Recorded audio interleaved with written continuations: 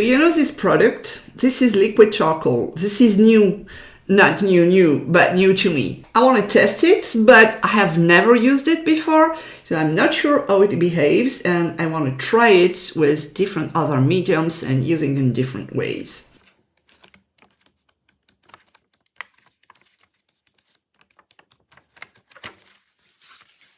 Basically, it's charcoal that is grinded very finely, and they add Arabic gum to it as a binder. There was different colors. I chose the one which is grapeseed black, and it is actual grape seeds. Let's go. I want to go pretty light at first. It's reminding me of Indian ink, and this is just a test. So I don't want to commit to something too complicated. Let's add some values to that. It's behaving a bit like watercolor so far. Let's dip in water and push the product with water. Rinse my brush, clean it, and push a bit. Okay, so you can re-wet it when it's not completely but a bit dry. Let's see if I can lift some light like I would do with watercolor. Yeah, it works. So really it behaves like watercolor. Now let's darken some parts, because what I did first is almost dry. Okay, this part is still wet. Let's say this will do the job, and while it's drying, I will move to a second fruit. Let's get two pairs. I will make a drawing with my brush directly with a very diluted juice. Now a bit more pigment in there. And if you look at the plastic here, you can see a bit the pigment. You need a ton of water for this product. Dip in water and push the product. Get the pure black. If I use the product a bit dry,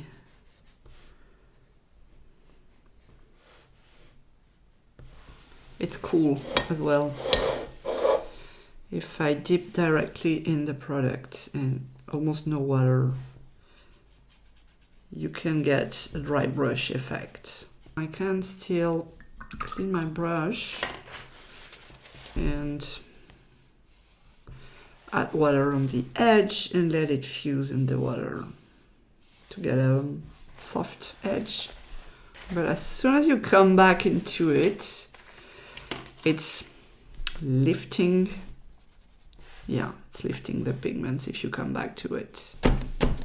It's dry. So let's see. Okay, it's actually, you can blur it with your finger. Maybe I could use this tool instead.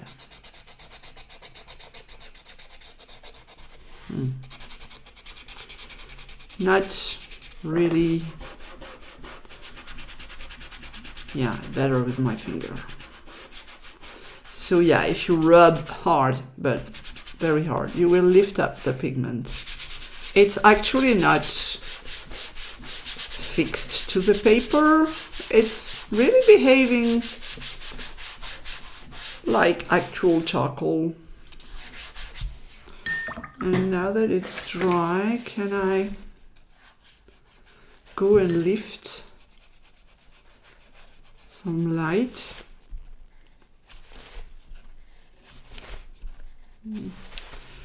Not really. Maybe with an eraser. Well, it's not fantastic because I'm rubbing the paper. So, yeah, I'm damaging my paper. So I think I can go on top with a second layer and move my product while it's wet, because it's really not easy to do when it's dry. So you can get soft edges by adding water to the edge while it's wet, but because once it's dry, even if I rub, I will still have a line visible. Yeah, and let's make a background because I have a lot of product. What I can say is it's pretty economic to use this product. Let's darken it a bit because I have a lot still. Okay, it's hard to get it darker on the same batch. You need to go dark at first, or when you go on top of it, you are moving the pigments. Actually, it's pretty sticking to the paper when it's dry. You can rub, of course, and lift a bit of the pigment, but really it's more sticky to the paper than actual charcoal that is very like a powder and that doesn't hold to the paper, and you have to fix it. So I want to be playful. I've made an apple and I want to add watercolor on top, but I don't fix the charcoal before painting. I don't know if it's a good idea or not. We'll see how it is going. If I can red on top of the gray, is it lifting the gray paint? Or is it interesting to lift the red, actually? Yeah, if I rub, obviously I will get the gray under. Let's add more color, some brown. Yeah, so it's working pretty fine with dark colors. And yeah, it's lifting a bit of the gray, but I really don't mind, actually. It adds something to the painting. Not sure what, but okay, you can tell it's an apple. I felt it was a bit boring, so I've been doodling silly stuff around. And the difference now is that I have fixed the charcoal with a spray of fixative, and I want to try to paint the apple and see if I'm lifting the charcoal under. Yeah, it's cool because it gives a value already. Last thing I want to try on it is colored pencils, because I suspect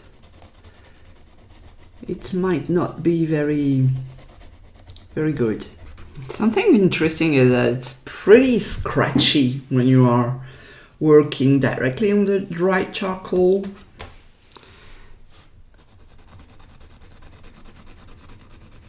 So this is a sound on plain paper, and now I will go on top of the charcoal.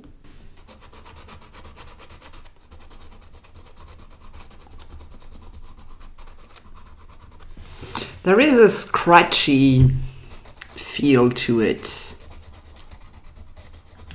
but you can cover the charcoal with colored pencil. Yeah, so this is giving a value to the thing. That's all I can tell about it. I have this sketchbook that is almost finished. This is my course about landscapes, and it's a mixed media sketchbook. And what I did is, one day I had a leftover on my palette, so I used it to cover my page. So this is acrylic paint, and I'm not sure this will be easy with this product, but let's try it. So I want to make a landscape because this is my landscape sketchbook. If it's too liquid, it's slippering on the acrylic paint. So I'm not sure this is appropriate to use this background, but let's see. This is always what I do when I have a new medium. I want to test it, and to test it, the best is to try in different conditions, different substrate, different ways to use it. This is always just a try. And I'm not precious about my sketchbooks. They are made for having fun. One smudge it, maybe it's... My fingers, always. What if I rub? Yeah, if you rub with the paper, you can remove everything pretty much. So this is pretty cool to be able to erase something with it. So that makes me think it could be a first drawing, an under sketch, or an underlayer with the values. So it will help you if you have trouble gauging the values of something. That might be something interesting for you, because you can make a first layer with the value correct and then go back on top with the color. Now that it's dry, I want to try to add gouache on top of it, just because it's very meh. But I still don't want to go too colorful, and maybe just a bit of white, a bit of purple. And I haven't fixed my charcoal, but it's very dry, and actually it's pretty sticking to the paper. It's not lifting. So it's not really lifting the color under, although I'm pretty much avoiding the charcoal.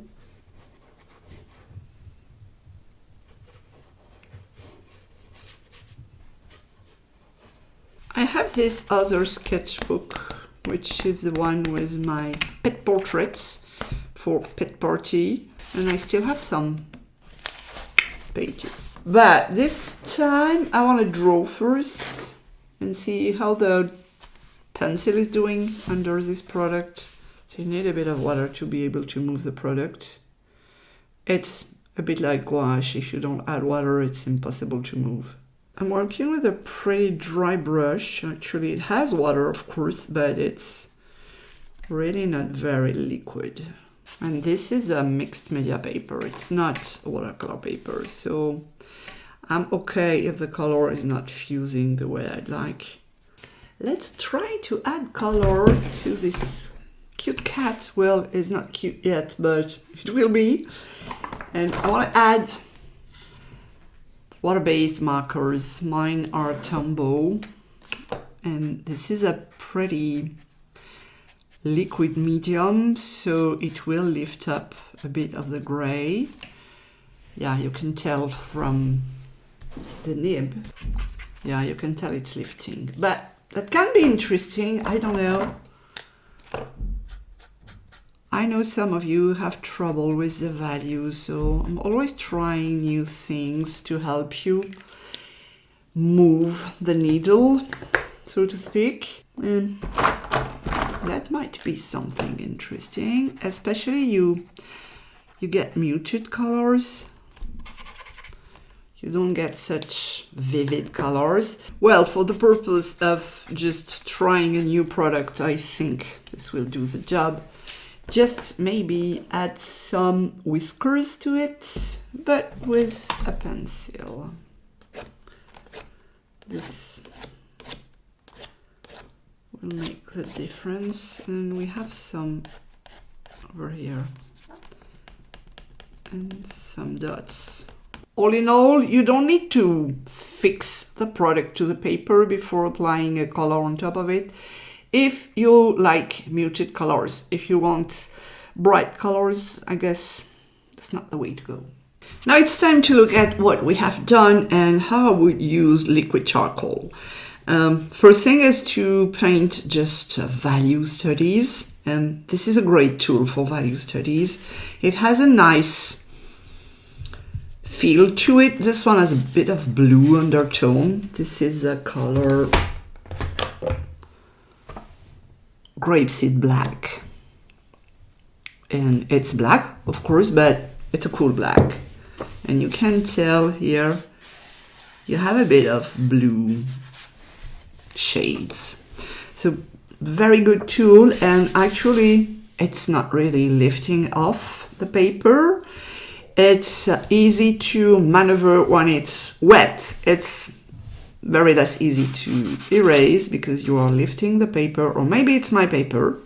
I don't know, but you can pretty much use it as watercolor. Then I have added colors on top, so you can add watercolor on top. It will merge a bit with the charcoal under, but this is very good as with the gouache, because if you have trouble gauging values in objects, you could take your reference image in black and white, paint it with a liquid charcoal with the value accurate, let it dry and go on top of it either with watercolor or gouache, and you can use it as a guide to map your colors.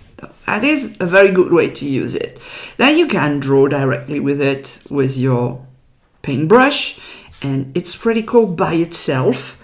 And you can also add colored pencils on top, although I'm not very fond of it. Now I have this. I have painted my charcoal on top of the painted background with acrylics. And it's a bit slippery. It's not ideal. Added a bit of gouache on top. Really, I don't see the point of doing that. But hey, if you don't try, you don't know. And this one is pretty fun, maybe my fav, because I have drawn with the charcoal and a paintbrush and added water-based markers on top of it. And I think it gives something interesting because you are also lifting a bit of the charcoal with the wetness of the markers, and it gives something, yeah, I like that. So, do you want to try this new medium? Well, it's not new, but it's new to me. I had fun playing with it, and I'm pretty sure I will use it again, maybe more like watercolor, because I don't have trouble with gauging the values, so I don't need to do the job twice, once in black and white and once in color. I will go directly with color. But it's pretty cool to make a prior sketch under something else, and I like when it's a combo with the water-based markers. So let me know in comments, did you use it already and how do you plan to use it? Thanks for watching, see you next time, and meanwhile you can watch this one that YouTube thinks you'd be interested in.